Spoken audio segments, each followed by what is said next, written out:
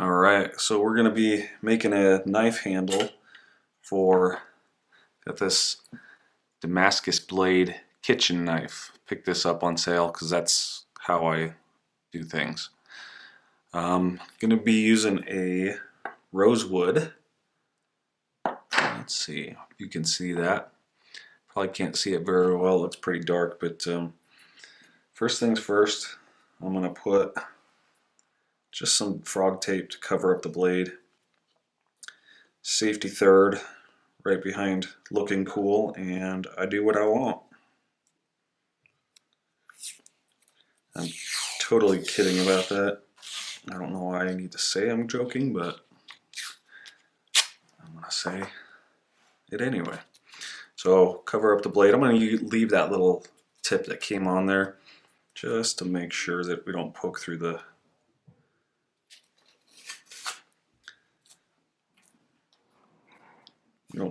tape and cut ourselves here. Fold that over. I like to give a little gap here around the blade so that the crease is not right up against the blade. Just gives that extra layer of protection there. So it's a little floppy, but keep from cutting myself. So the first thing I'm going to do, I've just got one, got the other one sitting here. You're not going to be able to see it on the video, but I'm going to lay this out. And for this one, I found that the pencil actually will leave enough of a mark. You're not going to be able to see it in the video, but I'm going to line this up right at the tip there. And I'm just going to do this on one of them. And seems to be a little bit easier than the acrylic to mark on, not chew up my pencil here. So I'm just going to trace around here. And I didn't even bring my reading glasses, so I'm going to have to get those so I can see. But can't see it but very well on the video, but I have an outline of my handle. So the next thing I'm going to do, so this is going to be the outside here. So I like that better than this side here. I'm going to find out which side I like on this blank, or on this scale, which side I want to be the outside. And I'm going to put that end at the front. So now I'm going to just take a little bit of double-sided tape.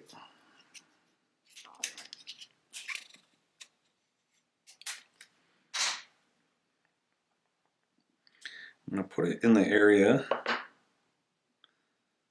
that I can cut around.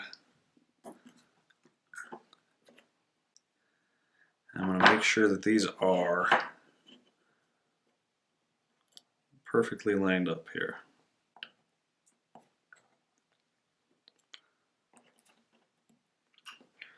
Just use that double-sided tape to hold those together. And I'm going to have to go get my reading glasses so I can actually see what I'm doing. Then I'm going to cut around the outside. It's not sticking very well. I'm going to have to get a new piece. I'm going to cut on the outside of that mark that I left so that there's plenty of room on the inside, so I'm not cutting into where the handle's going to be. So I'm going to go get my reading glasses. I'm going to retape this a little bit, make it a little bit more snug, and we'll get cutting here. Alright, I went and got my reading glasses. What I did on here, because there's a little bit of separation between these two, they're not perfectly flat against each other, so I just took a clamp that I had and just squished them together to hold them better. The reason I wanted to do this project is because there's not really too much involved in it. It sounds a lot more difficult than it really is, but it doesn't take a lot of specialty tools, and it doesn't take a lot of incredible skill. It just takes some patience. And like I said, I picked this up on sale. Really wasn't expensive. Kitchen knives are more expensive than like the fillet knife that I did. That fillet knife, I think I got it on sale for $15. The scales here are, you can get them pretty inexpensive, or you can cut your own. If you got I got a bandsaw or a scroll saw or something that you can do that. I just picked these up. This one's a little bit more expensive because we got this one for the kitchen knife. We got some steak knives too, and the pieces that we got for those are pretty inexpensive. So I wanted to do this. There's not a lot of tools. You can use the specialty tools, and I'm going to kind of show you how to get around that if you don't have a drill press or something like that. So that's what I'm going to be working on. Like I said, I don't think you can see the marks on here, but I'm just going to put this in my little vise on my table here, and I'm going to take my coping saw and I'm going to cut on the outside of my marks, so that way when I glue it onto the knife handle, then I'm going to have some extra room to work with.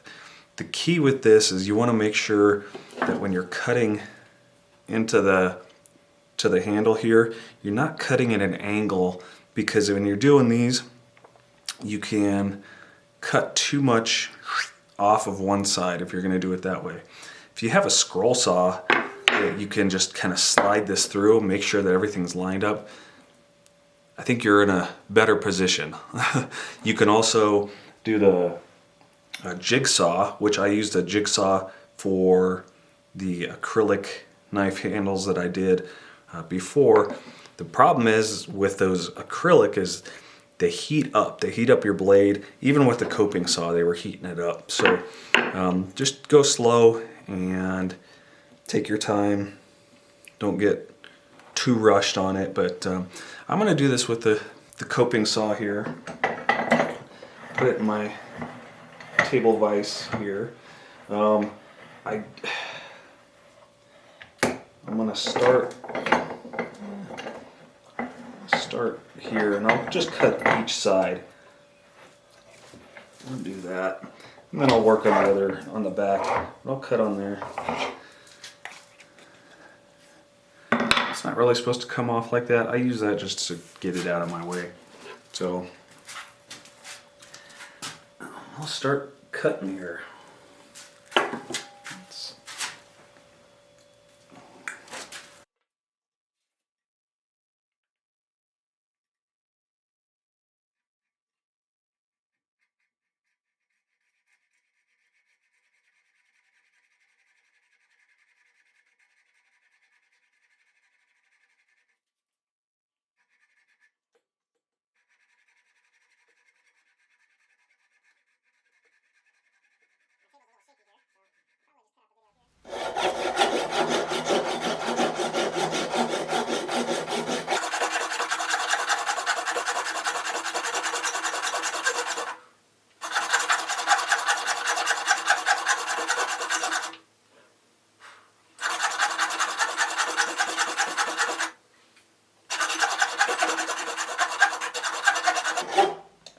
Still at it.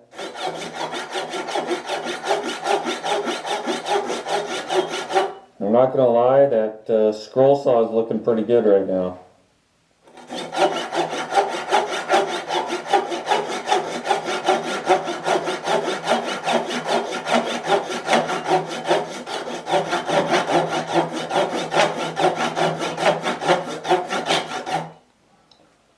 I'll be back with you after a little bit.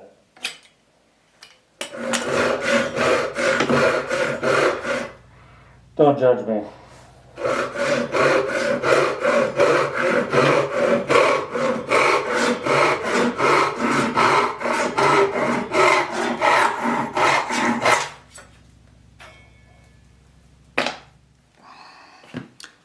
All right, you still with me? All right, so I have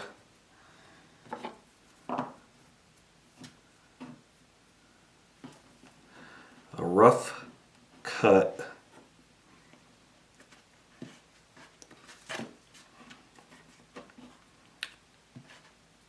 chunks of wood. So next we gotta pull these two pieces apart.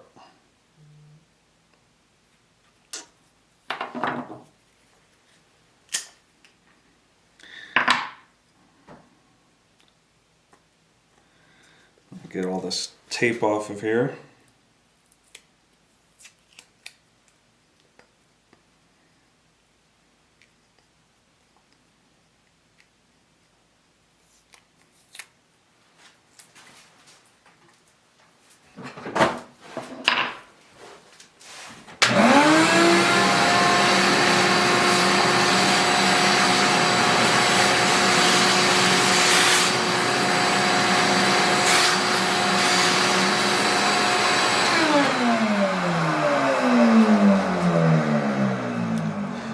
So I told you I was going to show you what we're going to do if we don't have a drill press.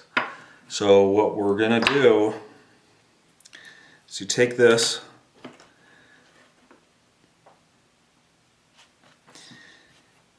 if you have a drill press, it's super easy. You're going to put a piece of double-sided tape on there, tape the knife handle on, and you'll just take it to the drill press and drill your holes. I don't have that. My concern is if you're just using a drill, is that you're not going to be perfectly perpendicular to the work here. So if I have my drill bit on my drill, if I come perfectly perpendicular, which is the point of the drill press, I can do one and then the other. So I'll do these, but if I'm off at all either way, and I drill this piece and then I do the same to this one, my pins are not going to be perfectly straight through. I'm not going to be able to get my pin through. So I'm going to show you what we're going to do to kind of counteract that issue. The knife comes with these pieces here, and I don't want to use them. I bought something else. I tried to get something at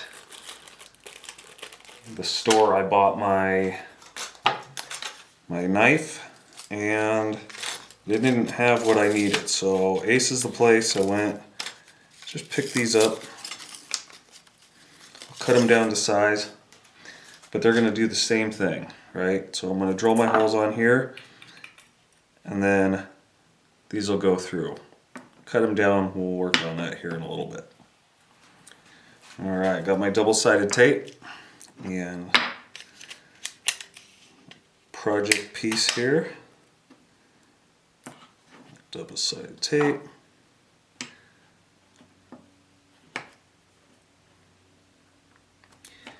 I'll get this just butted up against the front of the handle here. Make sure everything's nice. Make sure I'm not having any of the metal sticking out around. Make sure that's nice and this. So with this piece here, you can see I've got one hole in the middle, but I have a range here that I can go front or back. And I kind of learned on the last one where I had a couple choices of holes. I'm going to go further back so that I can angle the handle here so that it's not perfectly straight out. It doesn't have a big curve here. I'm going to more just do a gentle angle there. So this is on there good. Looks like I'm not going to have to worry about drilling my holes. And I'm going to try and do as perpendicular as I can. I'm going to just pretty much eyeball it. I don't want to go into this piece of wood, so I have my sacrificial piece here that I'm going to use.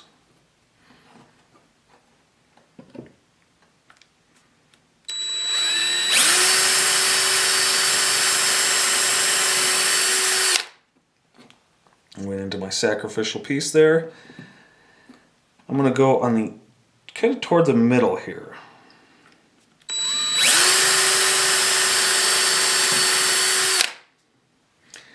And then I'll flip this around so I don't cut my thumb. Safety third.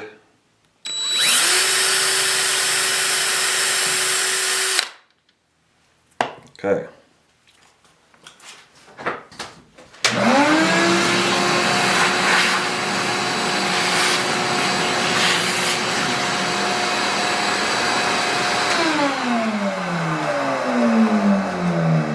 Now generally what you do is you take this one off and you'll put this one on, right? But I want to make sure that my holes are going to go straight through. So what I'm going to do is I'm going to leave this one in place. I'm going to tape this one on, and then we'll go through that whole project. Same thing. I'm going to get this piece lined up just the way I want it. It's not exactly how I want it right there.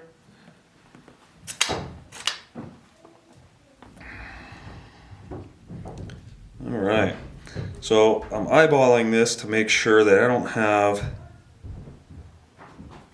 I'm sure you guys hear all that noise upstairs. So let's see if I can cut that out in editing here. But all I'm doing here is making sure that I don't have metal sticking out. If I do, I'm not going to be able to get that with the sander. So it looks like I'm good. So I'm going to do the same thing, but I'm going to drill straight through these holes so that I know that it's going to be straight through, so my pins are not going to get caught up in between.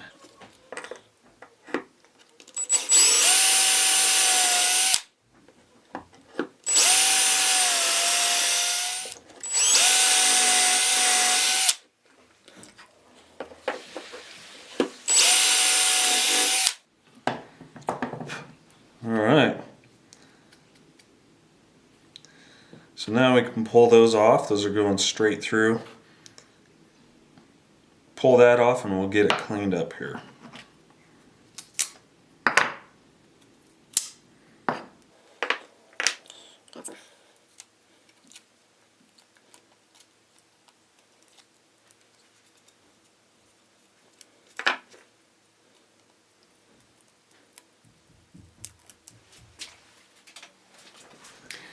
So say to clean these up with acetone, getting some nail polish remover, 100% acetone,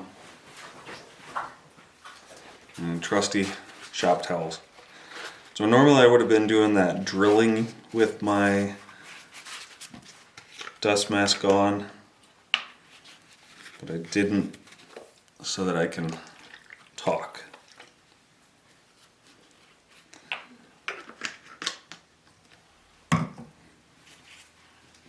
My son would argue that I could talk with the dust mask on anyway.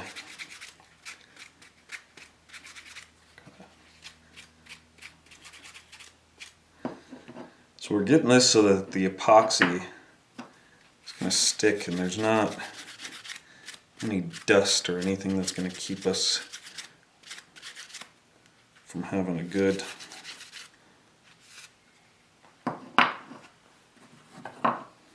seal and everything on there.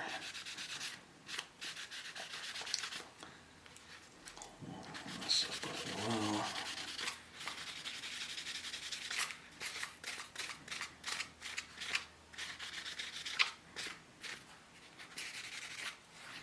Cool. The next step is we're gonna gotta cut the pins and do a dry fit on here, and then we can get our epoxy. I think what I'm going to do is I'm going to probably cut these pins a little bit smaller. I did what I did on my last project was the pins were recessed a little bit, and I epoxied over them, and which allowed me to kind of get everything just right in here. So I think I'm going to do that too on this one. So I'll cut the pins just a little bit short so that I can recess them, and then we'll get them all glued up. So put the pin through here. I'm not sure how well you can see it, but this is what I was talking about. The angle is not perfect. I'm not perfect and my work's not either. So that's why I'll go put them together and then one through the other. So I'm gonna put this flush and I'm gonna mark it, but I'm gonna cut it a little short. As long as that marked where I want. Cool. So I'm going to cut those a little short, and then I can measure them all from there. Just do 3 of them. Make sure they're all the same length. Alright. Sorry I didn't take you to the garage with me, but you might not come back. That place is such a mess. So what I did, I don't use my woodworking tools on metal, so just went up to the vise up there and cut these all to length, and it took one of my rasps out there, so like I said, I'm not using my woodworking tools. Just clean these up a little bit. So now I'm just going to do a quick dry fit. Of course,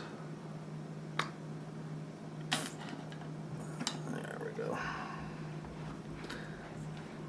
Make sure that these are lined up here. Probably didn't need to go through the into that one. Maybe. And this one. Might be a, come on. Might be a little snug fit.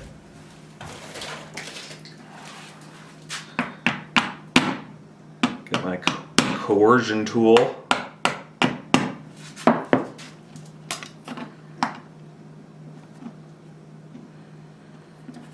Looks like I'm gonna fit. So now, if I want to get these recessed at all, like I said I do, when I'm putting the epoxy on and everything, I can just take this and kind of, you know, push those in, just making sure that they're going to be equal on both sides. So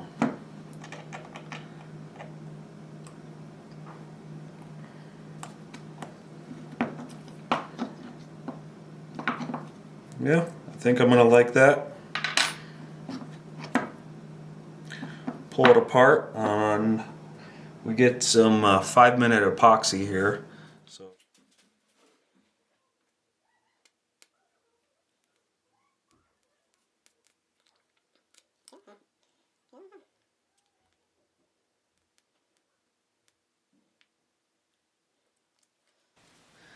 this little thing's about 5 mLs. Just clean that up.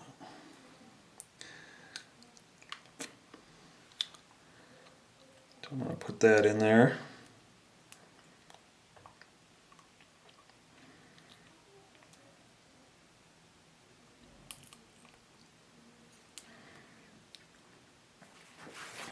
Before I mix part B up here with it, put my trusty latex gloves on here. I don't want any fingers getting stuck to each other. So I'm not using the same part of the pipette or same pipette as I did before, because then it's just going to start hardening in there.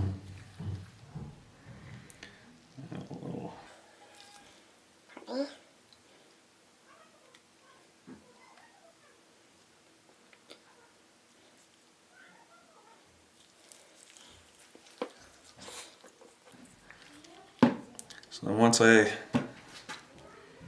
put that in there, I got about 3 minutes. So I'm going to put that on there, and then I'm going to swirl my pins around, get those through, get it clamped up. So here we go, moment of no return.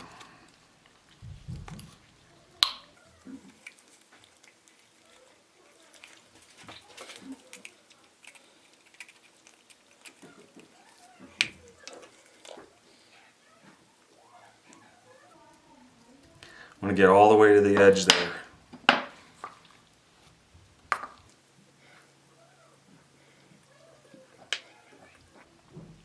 And I'm going to do all the way. I'm going to do the handle here too.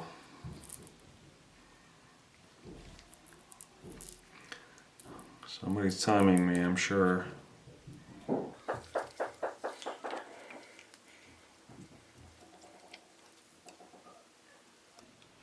If this stuff starts turning yellow, you are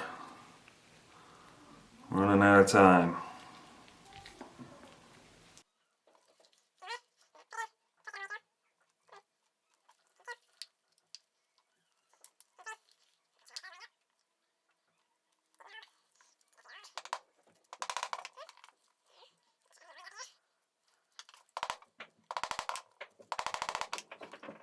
Goodness gracious, great balls of fire.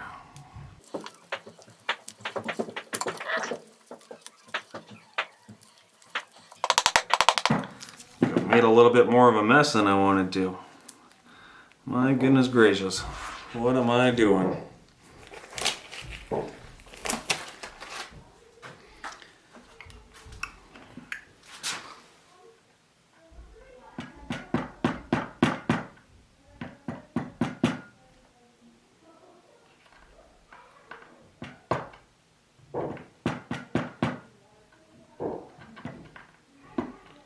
Am I beyond the 5-minute mark yet?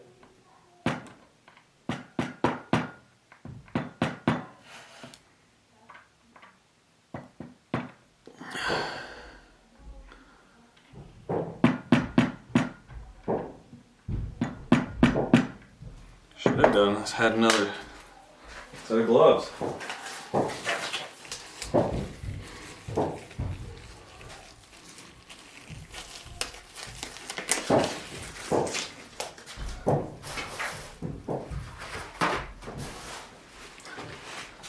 Got another set of gloves ready, huh? They're lined up the way I want. Maybe I'll put this one in a little bit more.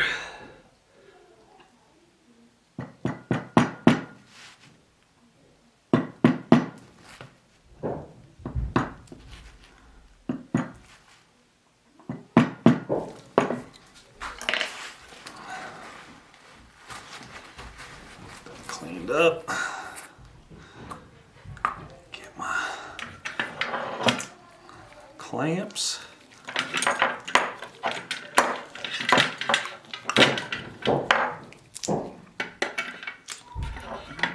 I'll probably just need the 2 clamps here.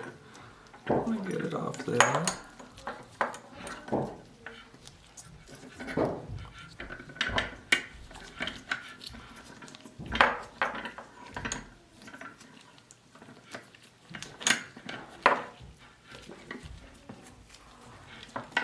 Snug them down.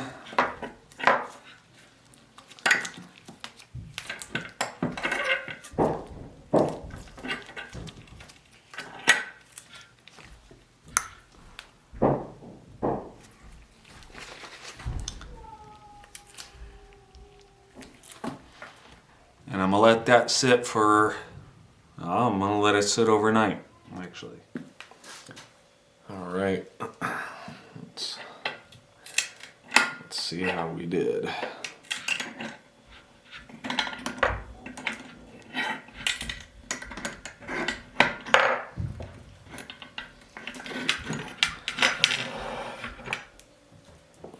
Doesn't look like they're falling apart to me. I think those will be.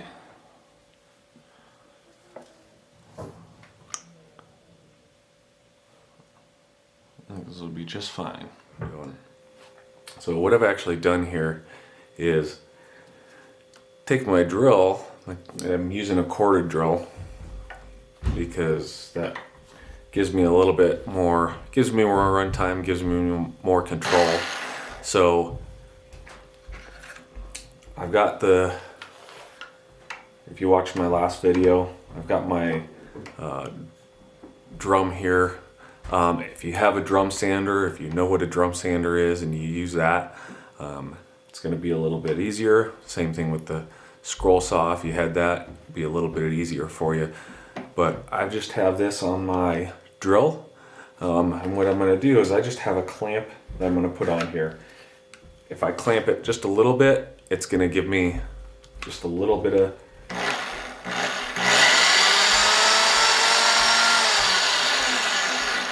power, and if I clamp it more, I'm going to get more power. Just going to speed that up a little bit so I can work on the knife handle. Just like I mentioned it before, that I'm just trying to show you how to do this if you don't have all the tools and everything, or even the means to get those tools. They get pretty expensive. So this is just an inexpensive way if you already have a drill, quarter drill, that how to work with what you got. So make something that you can be proud of. So I'm just going to kind of show you.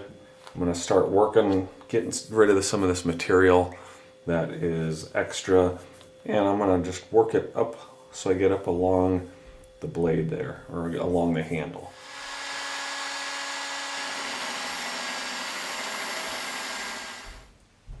So I'm working on getting this all shaped down here. You can see it's starting to take shape.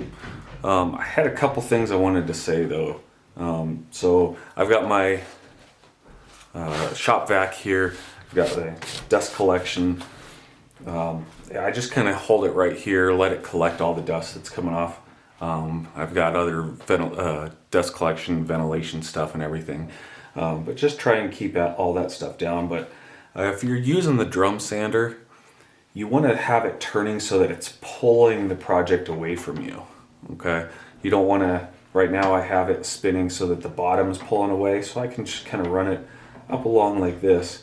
If you have it so it's pushing toward you, it's going to start kicking back at you, and that's what you don't want. Also, I could be doing this entire thing. I've just picked up these set of 3, files and everything. You can do the whole thing, which I pretty much did the other knives that way, and you can just take off all the excess here, and then we'll start, when we get this excess taken off, then we can start using this to shape the handle and everything. That was kind of my point though, is you're gonna probably hear people say, oh no, this is the wrong way to do it. You should use this for this part, you should use this for this part, and it's whatever works for you. I tell people that all the time. Somebody's going to tell you, no, don't do it that way, do it this way. It's because that's the way they do it.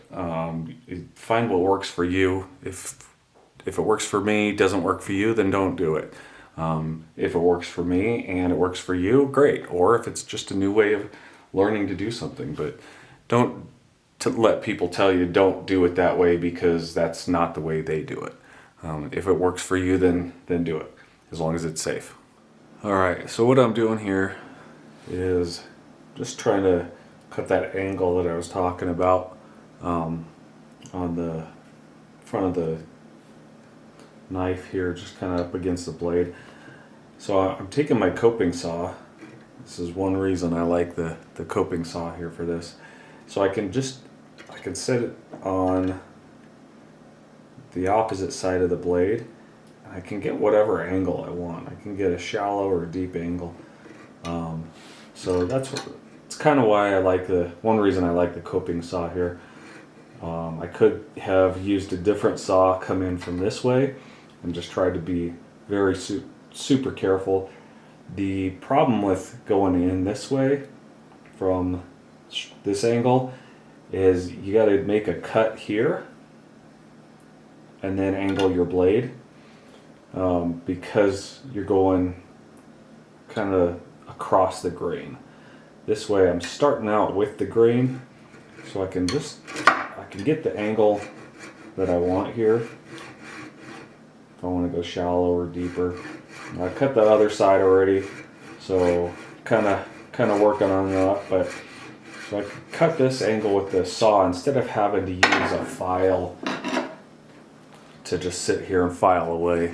But you don't have a coping saw, or if you just want to do the file, then maybe you don't want to deep cut here or anything. Just take a file and just kind of file away, get whatever angle you want or anything. So that's the good thing with these projects, is you can kind of just really do whatever you want. You can make this as blocky or as aerodynamic, or however you want to make it. You want to make it fit your hand, or if you want to make it fit somebody else's hand. It's all personal preference. Just how you want your knife to look. If you're going to make it as a gift, and maybe you want to surprise them, just maybe figure out what their hand shape is like or something. I don't know. Use it whatever fits your hand. So that's kind of what I'm doing here, is I'm just making this cut here. You can see that on there.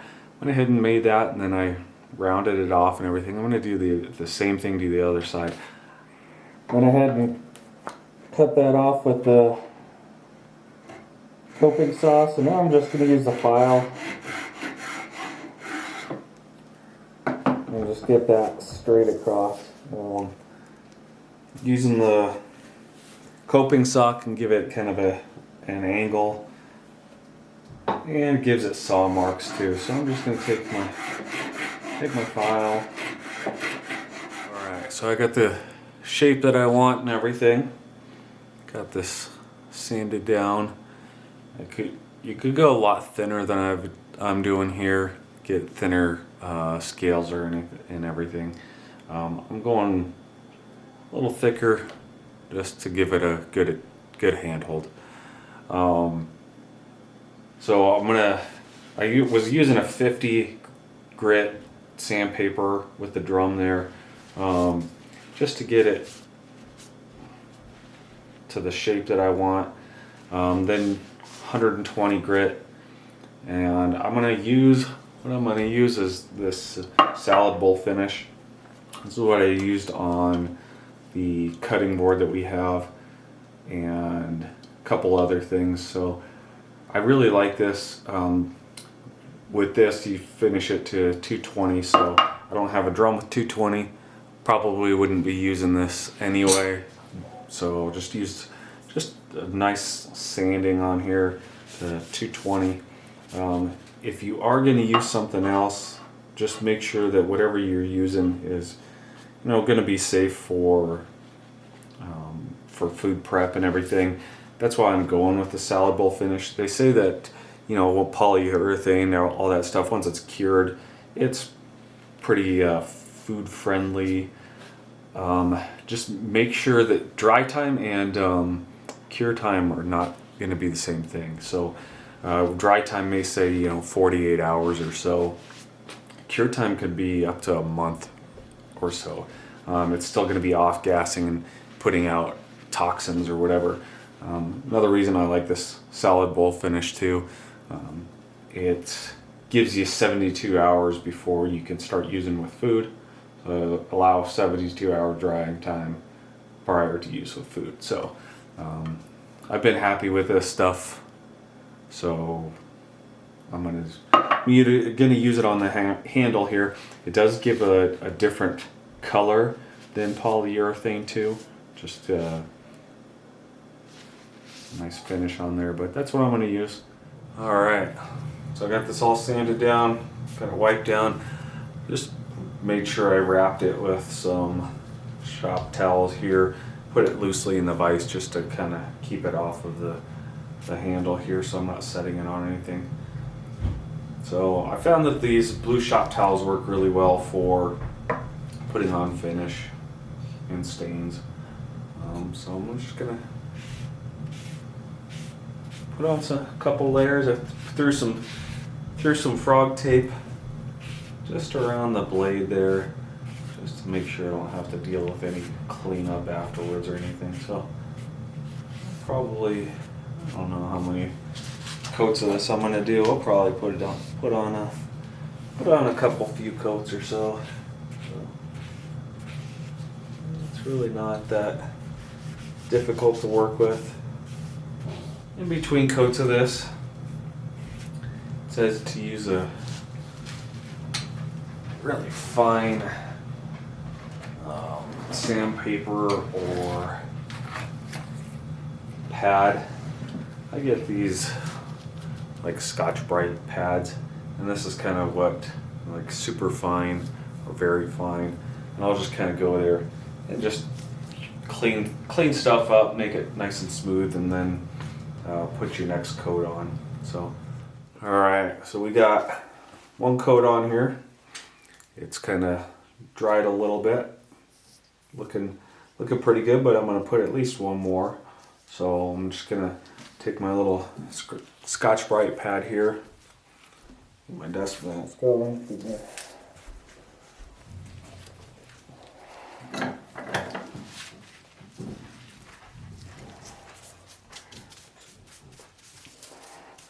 Get some of the stuff off of there.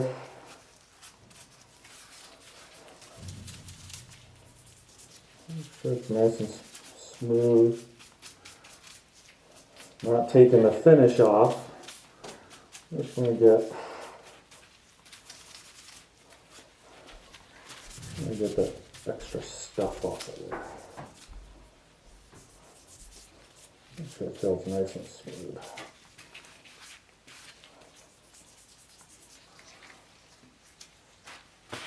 I'm just going to kind of wipe it off here before it's looking pretty good.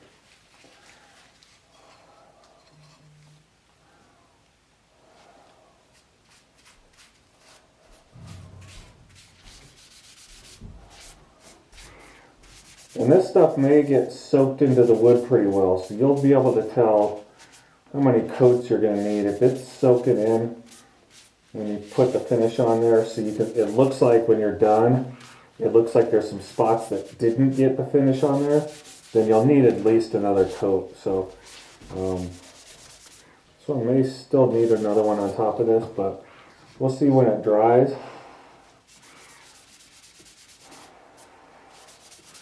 Remember, dry time is not the same as cure time, so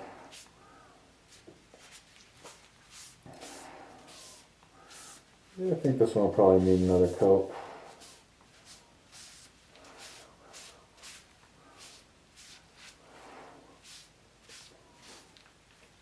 And it's usually at the end grain. The end grain will soak up the finish pretty well, and it looks like it's hasn't been touched at all. So that's where you're going to see, that's where you're going to notice if you're going to need more coats generally.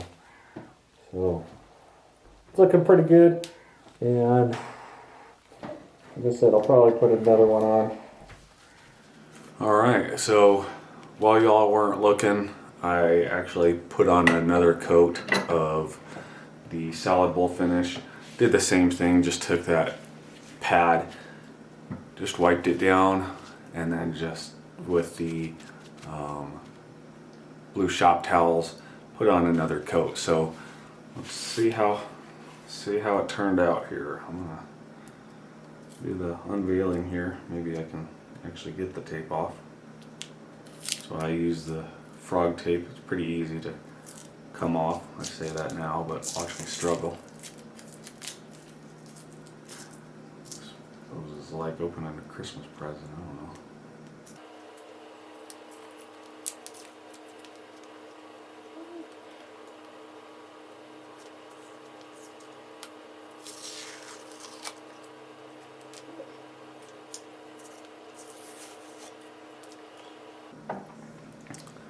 All right, so there it is, and